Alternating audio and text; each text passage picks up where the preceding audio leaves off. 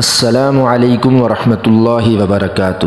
محترم سامعین، حضرت بلال حبشی رضی اللہ تعالیٰ عنہ مشہور صحابی ہیں جو مسجد نبوی کے ہمیشہ مؤذن رہے ہیں۔ شروع میں ایک کافر کے غلام تھے، اسلام لے آئے جس کی وجہ سے طرح طرح کی تکلیفیں دیے جاتے تھے۔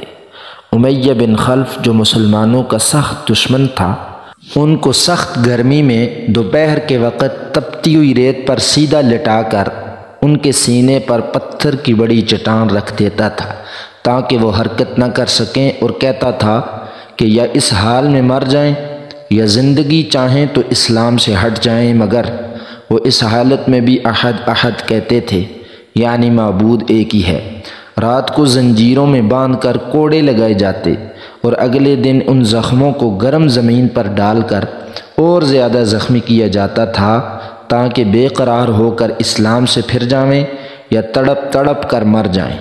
عذاب دینے والے اکتا جاتے، تھک جاتے، کبھی ابو جہل کا نمبر آتا، کبھی امیہ بن خلف کا، کبھی اوروں کا، اور ہر شخص اس کی کوشش کرتا کہ تکلیف دینے میں زور ختم کر دے۔